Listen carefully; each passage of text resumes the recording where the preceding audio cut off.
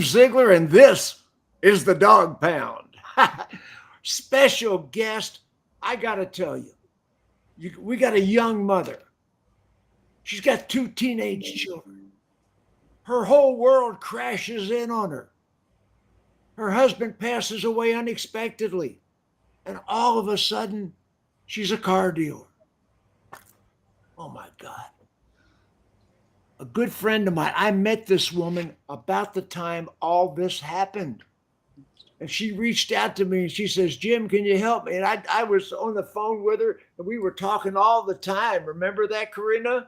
I definitely do. Definitely do. And then she met my beautiful smoking hot trophy wife, Debbie, and they got to be friends. And Corina Diehl, one of the premier dealers in the whole state of Pennsylvania. She's kicking ass in Pittsburgh. I mean, she's got all these dealerships. She started out with one. Hi, Corina. Hi, sweetheart. You just love me, though. This is a little nepotistic, okay? This is all about love because we met a long, long time ago. But hi, thanks for having me. Oh, thanks for being here. You are a guest I really wanted on this show for a long time. And now, the Duchess of Productivity. I'm talking about one of the most brilliant women in the car business, maybe the universe, my friend, April Simmons. Hi, kid. Hey, I am so super stoked for this conversation, especially to have it kind of come on the heels of missing out on women in automotive, and so kind of getting to have this conversation of just overcoming so many obstacles, and just I think that's kind of the name of the game right now for the whole universe, right? Is obstacles. So no better person than Corina to help tell people how you can overcome obstacles. So excited for this conversation, Jim. And now, direct from Moscow, Russia, the sleeper cell himself, the curmudgeon, the king of reinsurance, Max Zanan. Hi, big guy. Hey, Jim, it's good to be here. Oh, it's good to have you here. How's business? What's going on with you? Anything good? Listen, I'll be honest with you. You know, the harder it is to sell cars for car deals, the more money I make, right? Because they realize, right, that F&I is the promised land, right? During COVID, when you can crack somebody $10,000 over sticker, F&I kind of got backstage, But hey, we're back. Hey. Everybody lost their edge during the part shortage. I mean, they forgot how to negotiate. Managers forgot how to be managers. Some of them weren't even in the business before COVID. And the intergalactic queen of BDC, Miss Bobbie Herron herself. I really like this new name that I've been given. It's fantastic. Just going internet, not even just international. Max had it for a while, but now intergalactic, I'll take it. Intergalactic, and the empress of executive management herself, Miss Jennifer Briggs. Hi, kid. Hey, Jim. Speaking of agility and bobbing and weaving, we have power out at my place until 7 tonight, and I've got some power cords draped all over in here because got to do what you got to do, right? The show must go on. Things are. I mean, I don't know if you remember, I got hit by lightning. I do. I remember that episode. Broadcast one time. On air, hit by lightning. Threw me back. It right through my headset. That was Corina. crazy. You're the star of the show today. You are the reason we're here. Tell us in your own words, how did that story unfold? I could take up hours with the story. I'm not sure which part you want to hear, Jim, but first of all, let me tell you, I love all the introductions. We should do this every day. Okay, get us pumped up in the morning. You can put us all on a pedestal and we'll just go about our day. What part of the story, Jim? The part where he died, the part where he was on life support, the part that it wasn't supposed to happen, the part that I took over, the lack of respect, there's such a Well, gamut. Toyota really wanted you to have the store, right? At Toyota was actually wonderful. Yes. I mean, I had two manufacturers at the time after Matt died. So from the time he died till the time I actually walked in the store was about 4 weeks, right? I mean, you would imagine that your world's spinning. I've got a 12-year-old, I've got an 18-year-old who's in college. So walk in and we're kind of cruising along and I'm doing everything everyone asked me. I had an attorney and I had fabulous friends, Jim and amongst others, that I'd call and say, hey, what do you do? I was in the car business previously as a fleet manager, but it's a whole different world when you're the car dealer, right? And nobody really liked me at the store. I mean, I was battling internally, externally. So I spent probably 9 months appeasing the manufacturers.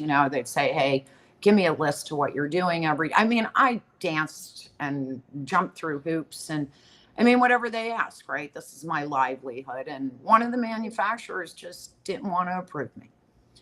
And I heard about that. We're not going to say which one. Right.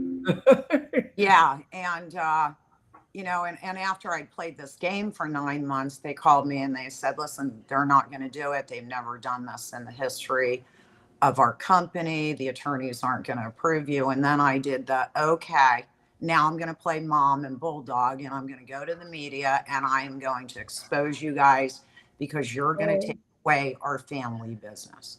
I got to prove the next day. Were you crying? And hell no, Jim. I was fighting. No time for crying. I'm crying in my office. I don't like when people cry in my office. You could be a feisty bitch, can't you? Oh, all day long. Oh, wait, this is He means Jersey. that in the best way. Yeah. Oh no. I listen. I'm from Jersey. It's survival when you grow up in New Jersey, right? Different breed of person. And again, I wasn't letting them take this away from me. It just wasn't I had 2 kids. It was my husband's legacy. It was, you can't just come take this. And I had qualified people there, right? It wasn't like I just walked in off the street. Not that it was me, but we had the same staff that was there when Matt was alive. So it just didn't work in my brain. Absolutely. You've got your own clothing line now. I saw that. I love you, dude. I'm telling you, I'm going to call you every morning for my morning pep talk.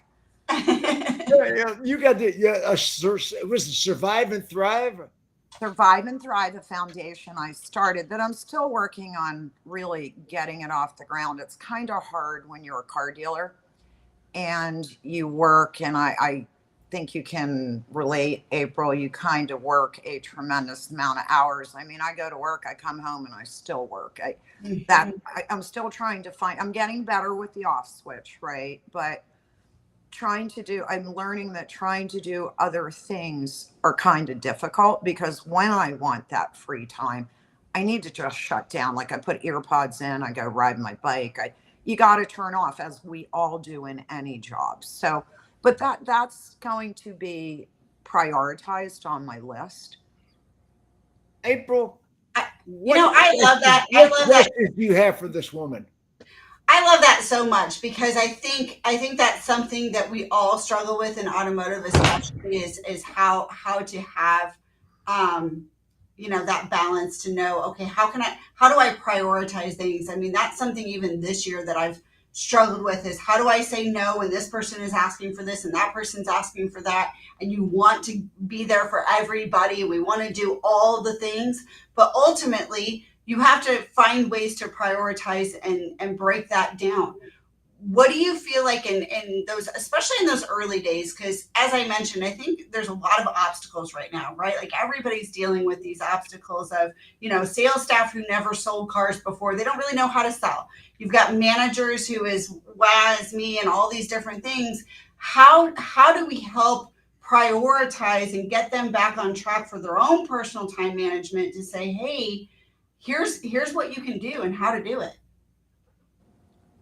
If you're asking me, April, I will tell you that my team only works 5 days a week. I've cut back store hours. I'm adamant about them leaving taking long week. I know this sounds crazy, but this isn't the old school car days. Wait a minute. Where did you learn that from, Corina?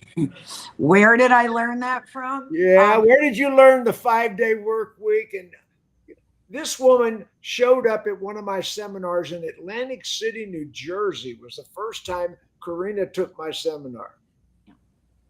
Remember that? Yeah, I do remember that. You know, it's funny though, when I first started, I was working 12, 14-hour days, 7 days a week, but I had to. You know, again, it was survival, trying to learn, trying to adapt, not letting people know I didn't know. Right. So the biggest thing, the biggest gift I gave myself was not letting anyone know I didn't know, but I was always on the phone. I was always like, hey, what's this? How do I do this? What do you think of this? Right. Friends. But no, the 5-day work week, and you're on totally, is something that's really important. I encourage my teams, everyone, go watch your kids play ball. You know, really, what are you going to miss? That deal, that's why another manager is there to cover you. Now, I don't play that way at the end of the month. Okay. I don't want to hear it. No vacations. We're in the car business. Yeah. But, you know, I think it's so important if I could only learn my own rules. Right. Like, well, yes, I'm the queen of that too. Do as I say, not as I do. Right. Yeah. But as you know, I don't get to quit. I still owe the banks money. I can't resign to anyone because I've had a shitty day. Right. So I think it's a little different where I sit, where my son sits in terms of the company. But I think that regardless of your position, and I'm not talking clerical because their world's different, right? They come in, they do their job, and they leave. But I'm talking about people that spend a lot of time, that are under a lot of pressure. They need to get the hell out of the store, right? Go, get out. And I'm really good at kicking people out. I'm really good at saying, you know, they'll say, well, I burnt through my vacation. I don't really care. It's just go, right? You get what you give, just give it back. So, Corina, just a follow-up question to that. What has been... My hands, are they flying everywhere? I know. No, I'm just saying, get out. Yeah, exactly. But what have been the advantages of you having that approach versus other dealers who still don't have that approach? What advantages have you seen by doing those kind of things, by saying get out, by giving them a 5-day work week? What is the advantage of doing that?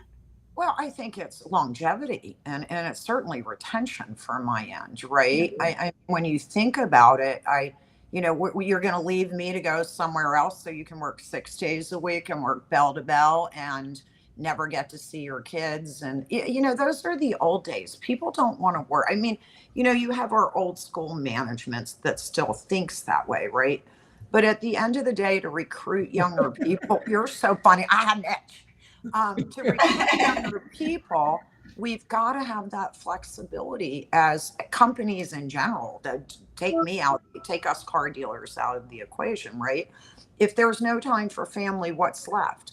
And take it from someone who lost their husband. He doesn't get to see his kids, right? He didn't watch them grow up. He got to his 46 years and out, right? He checked out. Where I missed a lot of my daughter's high school years because I was busy staying alive. And gosh, if I could only take back the ball games I missed in the state championship I couldn't go to. And that was a mental thing. I just should have gone. Right. I should have gone. Yep. But Max, what do you got over there? Well, first of all, you know, I'm really excited that I know you don't want to mention the manufacturer that wanted to terminate you, but I'm really psyched that you were able to stick it to them, right? Because these guys, whoever they are, you don't want to mess with this woman. Yeah, and I'm pretty sure I'm a crazy bitch. I'm pretty sure it's one of the big three. You know, if I had to bet, it just tells me how smart Toyota is, right? Toyota does not make mistakes. Right? They didn't jump into electric. They didn't terminate Corina, right? They know how to work with dealers, you know, and other OEMs should take, you know, a moment and really understand what Toyota does for their dealers and why they're so successful. And the fact that you were willing to go to the media, and basically take them to the cleaners. I mean, I take my hat off to you, Oh, because thank you. there are not many guys, like Jim says, that have testicular fortitude to do this, Well, and I really, really respect it. But my question is the following, even though you had experience as a fleet manager, right? You walk in, and are you taken seriously by your staff, hell or no. No. You're a girl. Girls can't run I- dealerships. Take it one worse. I was someone's wife, right? I wasn't even the woman. I was someone's wife. And look, I kind of get, in hindsight, it's easy to go, my goodness, what would I have said if I had worked for this woman for years and she's gone and the husband comes in and they're just changing things slowly, right? Or they're there. And I mean, it was change and it was a shock. Yeah, I had internal struggles, external. I battled for years. I mean, I'm surprised if I didn't get Botox, I'd have 50,000 more wrinkles, right? Like, seriously, I mean, it was constant battles. It was battles because they didn't like the way I changed things. We paid 100% of healthcare back then. I couldn't do it even back then when you start to look at the numbers and, and that's where I started. I'd start to look at, because now remember, you wouldn't know, it was April 07. Well, then shit, 08, 09 rolls around. We're not selling shit. My daily deposits went from $500,000 to 40,000, right? And I didn't lay off one person, but I'll tell you, I dug deep, I cut everywhere I could, and we survived. But the battles, the internal battles, were not as bad as the external battles. You still got the internal battles, don't you?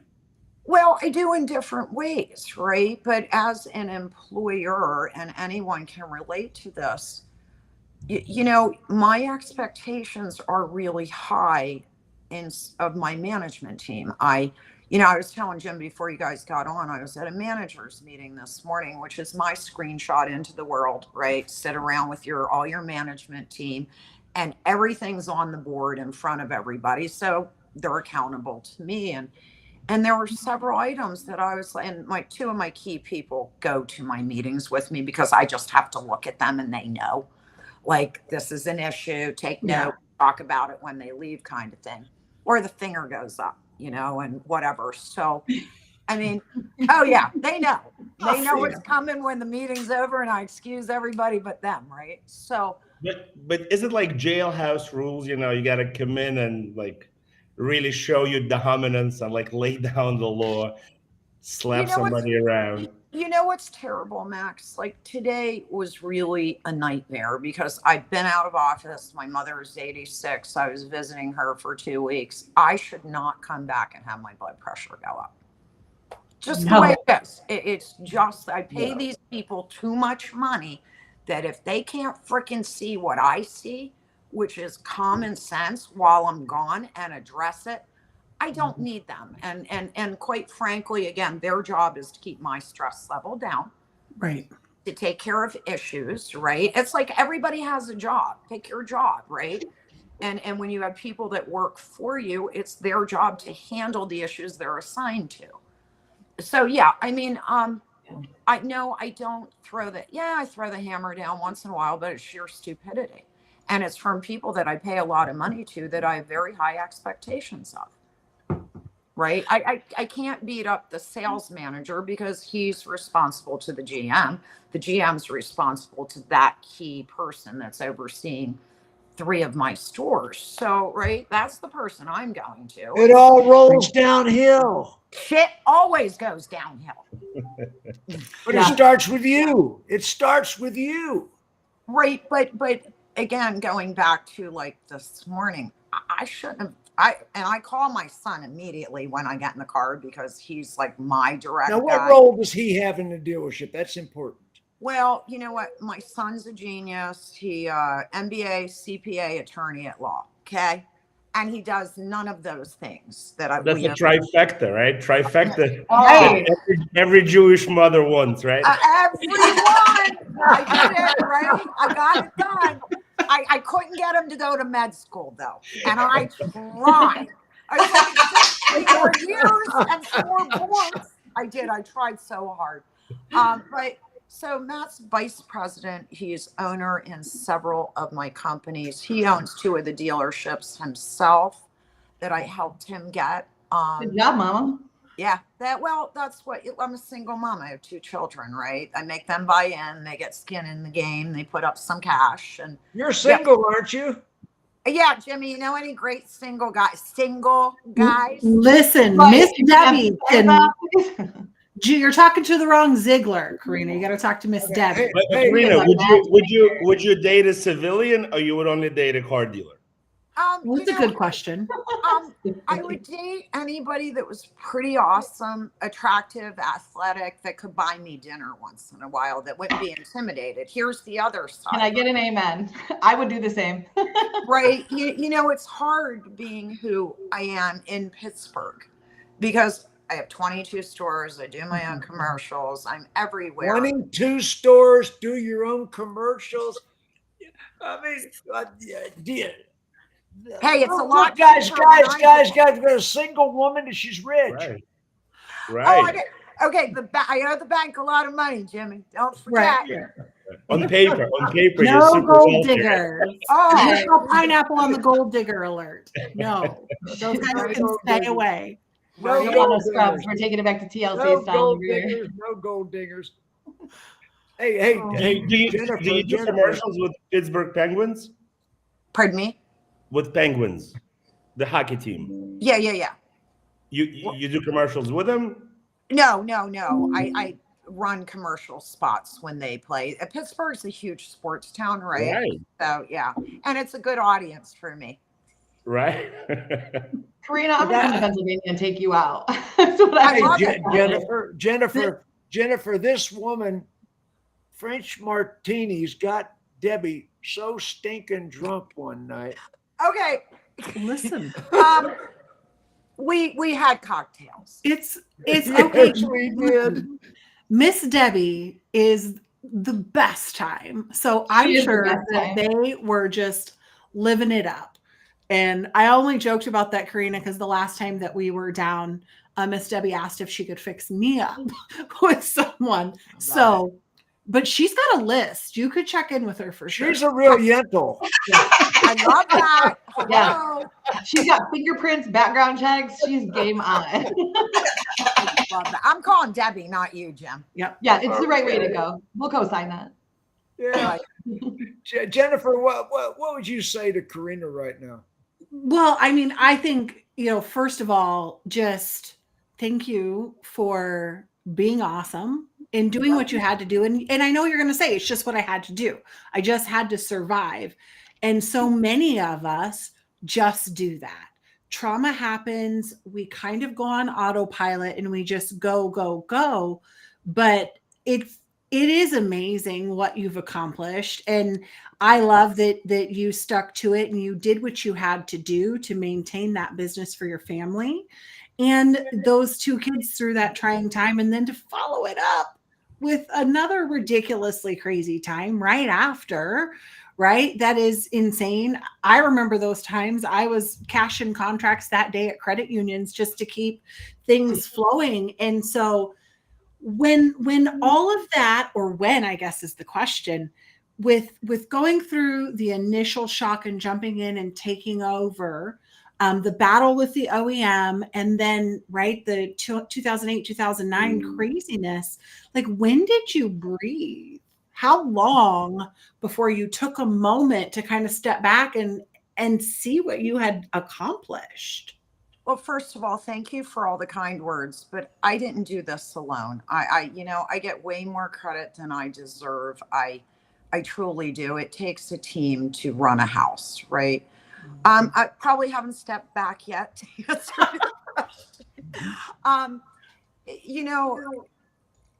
Life just goes on. I mean, you turn around, it's the days, it's the weeks, it's the months, it's the years. And I keep buying stores. I don't know why. I'm about to buy another collision center, which I love. If you're in the car business, if you're a car dealer and you can get the right people to run collision centers for you.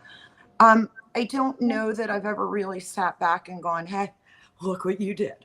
Right? Because again, as a parent, which is look, I'm a mother, a daughter, a sister, a friend, and then I'm an employer in that order, right? I look at my life like I've done what anyone would do in this circumstance. Is it crazy? Yes. Have I been fighting men for years in every aspect? It seems like it. It's gotten a lot better now because of where I'm at, what I have, right? I've 22 stores, 13 franchises, 7 collisions. I mean, I've done a lot.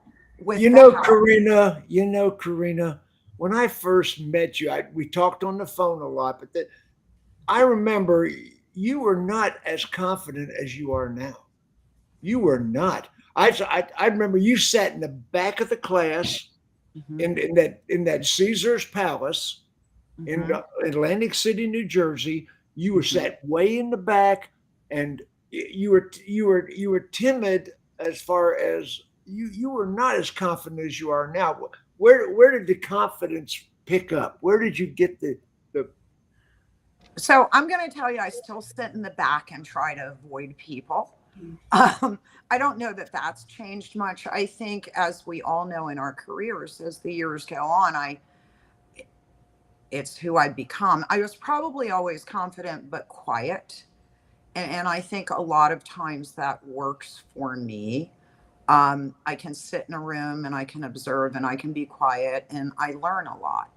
I find at times it's overwhelming, and we all know this. When you deal with people all day long, right? In and out, I'm in the showroom, I'm talking to customers. It's my 300 new emails every day that I deal with that are actually. And all the vendors want something. I don't deal with them anymore. How'd you get rid of that? I passed it on to someone else. That's the beauty of employing 1,400 people now, right? Right. And even customer complaints, I'll get them. I'll pass them on when there are issues. I'll respond that we're addressing it. And then that department will call when we get resolution for the customer and let them know what we did. So I'm old too, Jimmy. I mean, part of being old, you just get confident because you just don't give a shit, right? That's the spirit. You know what? That is so true. Like, the older and older I get, the more and more I don't care about other people's opinions. Like, it's true. It is. I mean, unless you're in my family or a friend, I really don't care because everybody's very judgmental, right? I get some of my dearest friends will tell me about people that'll tell them that I inherited all this and I don't do anything. And would they say that about you guys? Would they say that, would they say that about a man? Hell no. They would not. No, they wouldn't at all. It's me being a woman, and you guys can relate. I can't tell you how many dinners I've been at that are OEM dinners where somebody will say, so where's your husband? No, they don't. Yeah, and you know what I say now? He's dead. I would too. Well, straight up. Make it. Sorry, I mess up their heads. Like, fuck you. You think that I have to be here with a husband? So she's allowed. Well, no, because when I tell you he's dead, now what are you going to say? You opened your dumb mouth and you made an assumption that I couldn't be the car dealer, right? So you won't ever do that to another woman. I promise you. Absolutely. Bobbie, what do you got over there? Man, I gotta say, Corina, I followed you for a little while, and I think that your journey is a testament to some incredible strength and resilience. I know from being in positions nowhere near similar to yours, but it's hard to look at it when it's you and say, like, yeah, you're right, that was, because you had to overcome some adversity and roll through things. But facing a profound loss of your husband while being a single mom to becoming one of the most powerful women dealers in Pennsylvania and across our industry, that transformation and that confidence, it's inspiring. I just came off of Women in Automotive, where I'm a board member and a big part of it. And so I was fully immersed in it. And these are questions that people ask there because they're going through similar things. They are different, but they are similar. So, I mean, I would like to know, like, what advice would you give to young women who are aspiring to enter and succeed in our industry, especially in leadership roles? Yeah, you know, thank you again for the compliments. You guys are really good for my ego. How's my We're hair? really genuine. Your hair looks great too. We're really genuine. So, you know, if we say it, it's legit because we're not known for saying things that are just nice. No, I appreciate that. Thank you all. You know, again, I think women belong in the automobile industry. I think we as women need to help, you know, starting at a high school level and going to career fairs to get women to join us in this industry because there are so many avenues. To answer your question, I believe that you have to be strong, stand by your values, fight for what you believe in. It may get you fired once in a while, right? But at the end of the day, I think if we bow down to because let's face it, I don't have a GM female, not that I wouldn't hire one. I haven't had any female GMs apply, right? But you know, you're dealing with men, and look, nobody knows everything, right? So I believe that if you're comfortable in your thought process and what you're doing, and you're doing it morally and legally, you need to stand up for what you believe in. Right. Because that's how what I've done.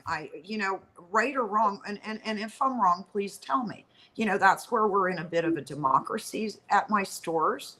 I'm still the dictator, but right at the end of the day, it's got to be a conversation where I think women tend to back off from the adversity side, right? They don't want to deal with it.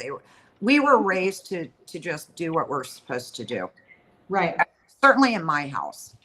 But I got in trouble a lot, so I guess I screwed that up. I don't know what's happened here.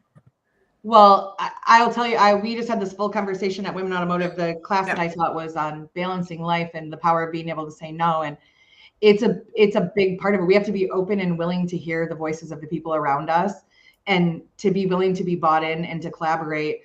But we are taught our whole lives as women that our value comes from what we do for other people and not what we do for ourselves. What kind of mom are you? Oh, you showed up at every game. What kind of friend are you? What did you do for somebody else? And it is a constant that we have to work to unwind in order to gain authority in leadership positions and run a high performance culture. It's not an easy road. So it is really inspiring to see that you're working through it. And I still assume every day. Every day, but I've said no my whole life. I'm definitely that girl and I've taught my kids to say no. If you don't want to do something, just don't do it. You know, just say no. Just say no, or no I can't. Is And you don't owe anyone an explanation as to why, which is the problem that I see with a lot of people. It's no, I can't because. I don't owe you an explanation. No, I can't. No, I just don't want to. Okay. No, thank you. Yeah. So, I'd rather not. Thanks. Right. And I think women need to learn that it's just okay, because otherwise I'd go. Whoa. Oh, no, we what lost happened to her? You lost her. She'll join us back. Wait. I mean, who are we donating to? I know so for the audience, while we're correcting this, just so you know, I don't know who we're donating to over there. Restream just did a massive update and they've changed the screens, and this is our first time playing with it. So what just happened? The donate button. We don't know what it does. Try it. Let us know. I'm going to try it. Did you? What happened? I'm trying it right now.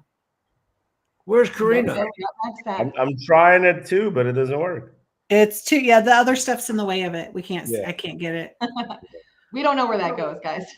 Okay, what happened to Corina, I wonder? Well, she froze for just a second, so maybe she lost Wi-Fi, but right before we lost her, so she should be joining us back shortly. Hopefully so. She's a great actor. I see her. Awesome. There we go. There she is. Okay, what happened to Corina? Well, I think we're playing a puzzle game here, which is kind of, you know, that game where you slide the pieces around. I never left. I got stuck at the bottom, which is the only place. You did? Oh no. Yeah. It's technology, right? They did a massive update and it just released this week. And so This is kind of fun, guys. I Yeah. like it. We don't know what's coming next. That's right? the With guest over stars. 8 You can get million back broadcasts Oh, and hey, over where's 600 video million going? viewers engaged monthly, I have no Restream is idea the what's number going one on tool here. to increase I your mean, know Bobbie, what? what's The good going thing is, on? This Oh, is yeah. real life. This is what Here we real go. life looks like. This is what it looks like when you're on a Exactly. webinar. It's what it looks like when you're having a conversation. You Things like this changed the happen. format on me on this screen. Well, whatever you just did worked because now we have Yeah. no video and no QR code. So we're Yeah. good. We're back. Okay. Yeah. I'm getting rid of all of that. So can I hate say this I really new liked format. what you said. I'm a strong believer in the power of no being a full sentence. And when I was just at Women in Automotive in my class, this is what we were talking about. And I had a whole room of people say, but you can't just say no to everybody. And you absolutely can.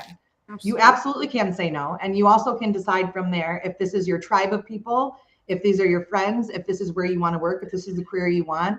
And you get to do all those things under the guise of being you and standing up and taking your own seat at the table, man or woman. It's important. Well, as a people pleasing Gen X childhood trauma, oldest child took care of like everyone.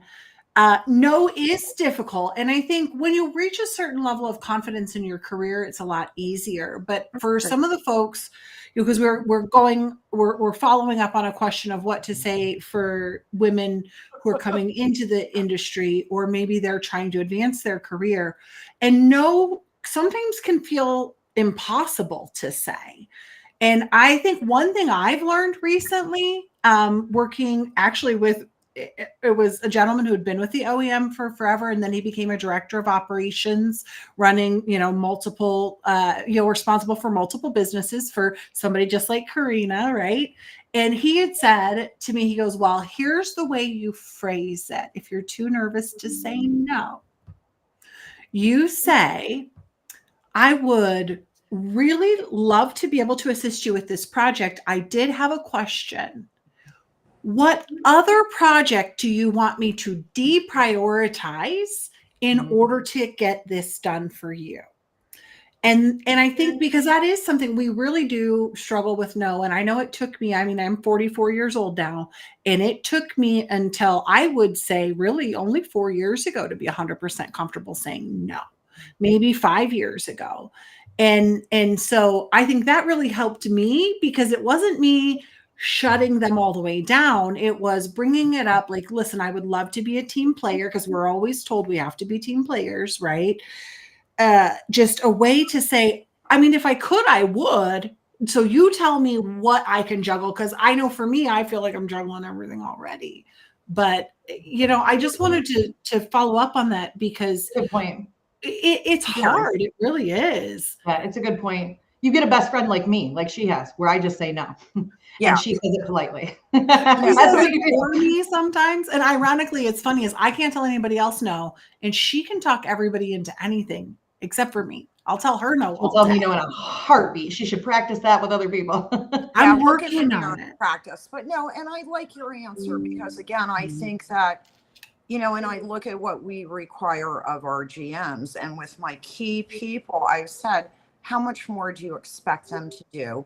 And when do you expect them to do it? Right. And again, you're talking a whole different pay scale, right? And I was talking to somebody yesterday, because I hired them from another company, an engineer actually, that I'm running through a training program. So he's a year in, and it's not an 8-hour-a-day job. It's a 9-10 hour a day job. Right. But, and we talked about what he's making, and he gets it, because I also believe that there's balance, right? If I'm going to pay you 100, 200, 300,000 a year, my expectations are different than someone who's minimum wage or whatever it is as a bank teller. Right. And it just cycles through. It's no different than your office staff is different from whomever. But no, I believe that regardless of the industry, we as leaders tend to ask our key reports to do a lot of things. But in that situation, you're right. What do you want me to prioritize? What a great response that is. Yeah, it was wonderful, wonderful advice. Wonderful. That was Absolutely. Chad Kirchhoff. I think a few people. I on the think show that, know yes. Chad. He's the one who he was like, he said, "You're insane. You're going to burn yourself out. You have to find a way to throttle that. So Right now, here's the flip side though. You're in your late 20s to late 30s. This is when you're climbing, babe. Yeah. Okay. So it depends on where you want to see your life go. Right now, You have to say yes in your 20s to everything. Well, Well, you don't. You have to prioritize balance. I mean, if you're a millennial or Generation Z, then of course you don't. But if you're a Generation X or a baby boomer, No. you say yes to everything. that's No, well, baby boomers say yes to everything because it's what's been taught their whole lives. But when I say no to things, I'm not saying say no to putting the work in right. or say no to putting the hours in. I'm saying say no to that does not lift, prioritize, or finalize something that you're trying to achieve. It's very easy. I came back from that conference in full throttle, right? Full throttle the whole time I'm there, speaking, navigating, doing all the things. And you know what I do when I get home? I shut my phone off for 24 hours. Good for you. And Yes, you did. I absolutely do. And I do it every single time. I actually turn it down for 48. It goes completely off for 24. And then the following 24, my DND is on. That means any priorities that need to be addressed for clients, for family, for myself are handled before I go back into. I just learned that I'm not important. That's not true. I texted you back yesterday. That's not true. That was when the DND was on. You're on the DND. But that's the thing, right? So if Jim calls me and we're doing something together and I need to take an hour to do something, there's somebody else I'm going to say no to. It's not about just saying no. It's about prioritizing a balance and making sure that you have time for all the things you commit to. Because there's nothing worse than overpromising and under-delivering. I don't care what you're working on or who you are. When you fail people that way, they don't think in the back of their head, well, she had 17 things she said yes to, or he said yes to, and they're doing it behind the scenes. Right. You can't be the best version of yourself or run a high performance business of any kind if you're not balancing those priorities out appropriately. Totally agree. So Bobbie, Corina, it's true. All my friends know this is. I make it very well known. I've learned, and Corina, you tell me if I'm along the right track with you too. I've learned that people will do anything for you and accept anything that happens with you, so long as you set an expectation, you're genuine, and you care and you follow through. And outside of that, people don't give me a hard time about the 24 hours because the expectation is set. Yep, I totally agree with you. And I think being upfront about all of those things makes life really simple, right? I mean, that's the way I've been living for a long time. My cards are always face up. So you know where I stand, you know where you stand, right? I may not be happy at a certain moment and you'll know why. And then I move on, right? I don't carry it. Today I carried it a little because of the level of annoyance from my key people, but you have to let go or you just smother yourself and destroy yourself, right? I mean, it's so important to move on and go, okay, we're done with that. Let's go forward. So I'm really curious, as you've grown and scaled, right? You're 22 dealerships now. How many collision centers did you say? 7? 7, 8's on its way. 7, 8, right? Yeah. So because, right, you have your key people that you're holding accountable, and then they're then working with the rest of their teams as it goes through.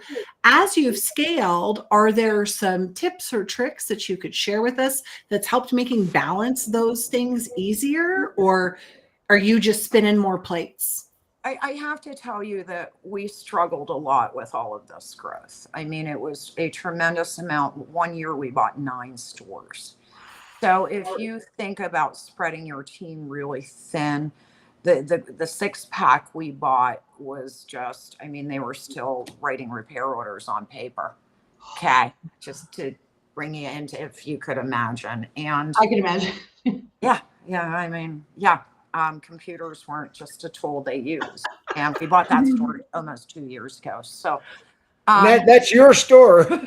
it is when I bought it, trust me. And we were like, how's this possible? But you get old school people and they don't want to, and that's probably why they sold, right? Like it all made sense. It worked for me. Well, there's no excuse for it. I hear you, but some people, you get these older. Anybody being old school. I'm saying. Jim, you're breaking up. The universe froze him. The universe was like, nope. Yeah. Well, I think because I've gone through acquisition with some stores like that where they weren't even really using a DMS. They were using green ledger paper for accounting. I think there are just certain, it's not necessarily old school, at least because I started in the accounting office and then came into operations. It's a mentality. I'm just saying it's the expense of some of that for a store that is coming up for sale that's not that profitable. Those softwares are expensive. A lot of things are expensive, but I would tell you that what we learned was we needed directors of every department, right? That was really huge for us. And for me to spend the money to hire the right people to oversee the given departments. But one of the best things we've done, you know, and I still think we're spread a little thin for the number of stores. My son, who watches every penny, will tell you we're fine. I mean, I think I need another person here and we'll get there. You know, if I buy another store or another 2 stores, then we'll just, it's working well, the structure. Hire the best people and pay them too much. And I agree with you. You get what you pay for in every aspect of life, right? Yeah, so I have a question. So between the 22 GMs and you, there has to be another layer of management. Oh, yeah. Oh, I don't deal with the GMs. And do you trust that layer implicitly, or do you still do spot checks and go into the store? I spot check everything. Yeah. It sounds like you have 2 layers, right? You have like some type of pod directors, and then do you check the invoices, and do you measure the vendors? Are you doing that yourself? No, my son does that.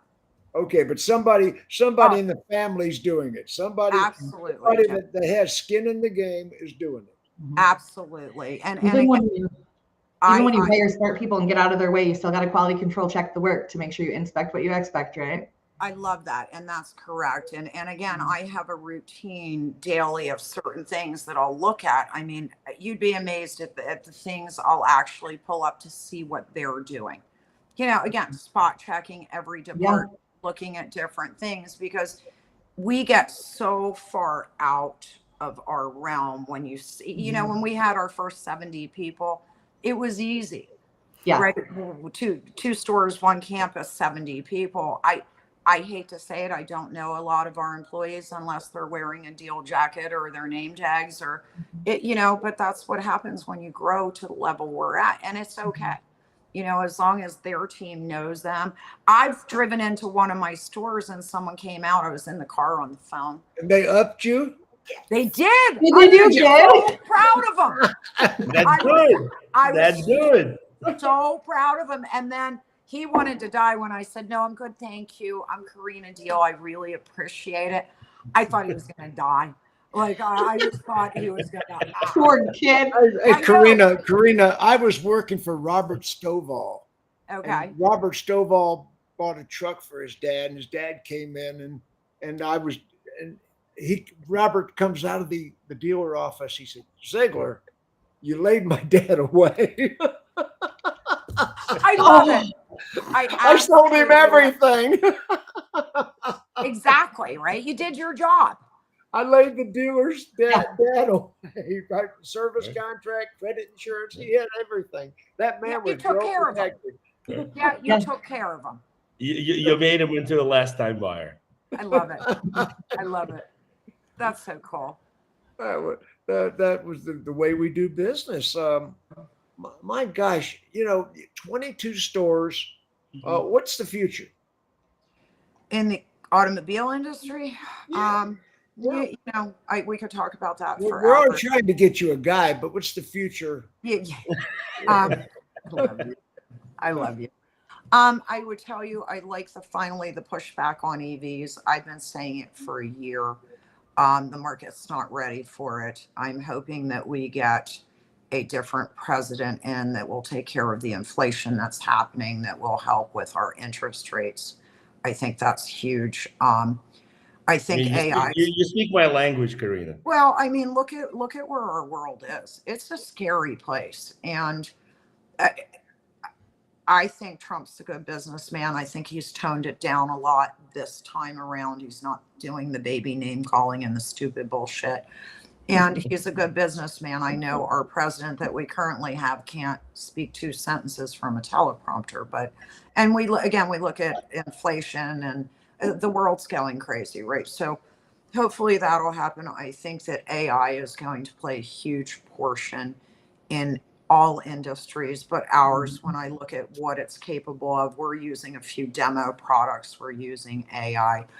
I think that a hybrid is the way to go on cars. I think that customers will continue to want to spend less time in a store, where we have to be savvier as car dealers to find ways to cut their time down that they're at a store. And yet they're the same people that complain, but they want to test drive 6 cars and they want to look at every color, and then they'll slap us for the amount of time they're 2 hours is the right time, not 45 minutes. 45 minutes is absurd. It is. And then, you have F&I, where the government keeps slapping us. And you know this. I mean, these people have to sign 110 pieces of paper, and, you get every 1 in 10 actually reads a few of them. And, we need to get them the products that they need. I wouldn't buy, as a car dealer, would not buy a car today that's a computer without an extended warranty. It's absolutely insane if you're going to keep that car, because we all know these things are just big computers, and we're not even talking electric, right? I think that, we'll continue to do what we do. I think some of our manufacturers are really missing the mark. Where I have other manufacturers, and again, having 13 franchises, I have the luxury of seeing who treats who and how and what. I mean, Toyota's incredible. The Japanese do an incredible job. The Koreans, I love Kia and Hyundai, and and I look at some of my the Koreans are great. Listen, it's the big 3. I'm a little confused. Yeah, and I would agree with you. I mean, the Koreans are the greatest partners. I can't say enough about their technology, their products, their styling, their warranties, the way they deal with their customers. But the Japanese do the same, right? I think that if some of these manufacturers don't get in the game, especially now when, listen, it isn't the time it was. We aren't giving them away. We aren't making big bucks. We're back to invoice and whoring ourselves out in the industry, right? We're back with some of the franchise. I saw a photograph the other day of a truck on a dealer's lot with a bird nest on the tire. Seriously? Yeah. It was a real photograph. Real photograph. Well, I got to tell you, I would have an issue with whoever wasn't walking the lot, but get the damn bird's nest off, right? But no, we're sitting on some old inventory in some of our stores with those manufacturers that are doing nothing to be good partners. Yeah. Right. Because we are partners. I mean, I'm a franchisee, yes, but at the end of the day, if I can't sell your product, you're not making money. But I do see hybrids in the futures. I see electric cars. I think it's another 10 years before people are, I won't drive one, but I drive a lot of miles and I don't want to stop. I'd rather get gas in my car and watch it go down and not worry about turning my heat on or my air conditioning on because I'm going to run out of battery. Right. And I don't know, I don't live in LA where I'm only driving 5 miles either. Right. I mean, I live in Pittsburgh. It's suburbia to a degree. It's point A to point B takes a while, but car dealers are going to be around. I get, you got VW trying to push Scout away from us. I'm a VW dealer. I find that offensive. I find that offensive. I do. I find it offensive. I mean, look, Tesla did what they did. More power to Elon Musk. He played the game. Do you personally deal with Volkswagen? I deal with the regional manager who's incredible. Right. I accidentally snuck into a dealer make meeting with a fake badge on. Accidentally. Wow. 20 years ago, a Volkswagen. And the Volkswagen German guy was on the stage. Yeah. And the dealer said, "Why don't you send us more automatic Passats? We can why?" And he said, "We drive 5 speeds in Germany." Yeah. He said, "But Americans don't drive 5 speeds." And the German guy said, "They will learn." Yeah. Now, Jim, I got to tell you, they've come a long way. Yeah. With VW's product, I love the VW brand. Oh, the product is good.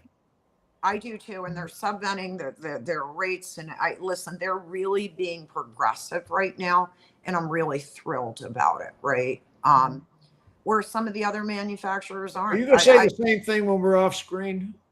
I would. I bet she does. I don't give a shit. I bet she does. Listen, I say it to them. You know, at this point in my life, what are you going to do to me? Yeah. Right? I mean, what are you going to do? You're going to try to hold allocation from me? No, I do like VW. Please. Right. They can keep the cars, right? Yeah, keep your cars. If that's the way you want to play, I got 12 other franchises for you, right? No, but I do try to be a good partner with these guys, but there's a few of them that are really making it difficult right now. I have some inventory that, you know, 732 days supply nationally. Think about it. And they're not doing shit. Right. 730 days supply. Can you imagine? Like, and it's really hard because I don't understand it. Like, if I'm not selling, I'm not the only dealer in the country that's not selling them if there's a day supply that high. Right. Right. What are you doing for us? What are you doing for yourself? Like, this is a business for all of us, because if I don't take any more of your inventory, and I'm not going to be the only dealer that doesn't do that. Right. You're going to sit on your shit until you come around. Like, I don't get it. You mean the $120,000 Wagoneer is not selling like hotcakes? Yeah, and I got to tell you, I was super excited about that product. I was excited about that product. I like the lines. I like the interior. Like, I thought they did it. At $70,000, I would be excited about it. Me too. And look, they were competing with what, Land Rover, Range Rover, whatever that is, and trying to get in that market. I think that, you know, that car hasn't sold well. Hello. Right. Well, it needs a better lease program. You know, for Corina, I had 9 Escalades. 9. I love the Escalade. I had every conceivable option on every one of them. Matter of fact, I put the big wheels on it, the gold package. I had the complete. All I needed was a rap group and a posse. I mean, it was. I had the right Escalade. Wait, what are we? We're your posse. Yeah, wait a minute. I even gave you a rap name. Hold on. Hold on. The last one I bought was $6,000. It's the same body today. Now they put different technology in it, but it's the same body. They haven't changed the body. I mean, it's the same body. I agree. And but 120,000, 130,000. Sexy though. Here's the thing, Jim. The interior is remarkable. I know that, but not double 100% inflation. I agree with you, but people buy them, and I can't get enough of them. Right, supply and demand. It's supply and demand. And again, if you have a family or you need a big car, they are incredible. The cameras. My son has 4 children, him and his wife. The cameras, the engine, I'm a fan. And again, I love the Escalade. I just can't afford it anymore. Whatever. Full of shit. Whatever. Some vehicles you buy. Yeah. Golly, we are down to the end of this show. We have burned an hour. We have burned an hour. That's crazy. That is crazy. Bobbie, was it as good for you as it was for me? It was. I didn't have to use a safe word this time, so that's good. But this has been one heck of a show. Corina, you are absolutely fantastic. I love being around you when I first met you. I love being around you now. You're a great friend. So sweet. My wife loves you. I love you. You know, these people love you. I mean, I just wanted people to meet you. You're so sweet. Thank you so much. I enjoyed this. I'd do this again. I know it was hard finding a time, but if you ever want to circle back to other stuff, we would love to have you back on. It would be awesome. And Jennifer and I would love to hang out with you. So even if it's a Zoom cocktail with Miss Debbie. Oh shit, let's do a real cocktail. No, let's do a real cocktail. Listen, I have to say, this is Bobbie, how long we've been doing this? Like, this is our 3rd year. 3rd year. Yeah. This is by far the best dealer principal that we've ever had on the show. I knew you were going to say that. everybody is a politically The correct, best. The best. Look, right? Are Is you- no, I mean, No, he's serious. He's serious. right? And that's I'm something serious. like There has he really is. never been a better dealer principle, more honest and more comfortable, you know, with the way you perceive the world, the OEMs, the economy, the elections, you know, because everybody is, what's the word I'm looking for, is afraid to speak their mind I because don't they're know going if to it's offend that the of a big OEM, they're going to phrase, offend the Max. customer. Corina, thank you. Oh my gosh, thank you. Everybody wave goodbye to the audience.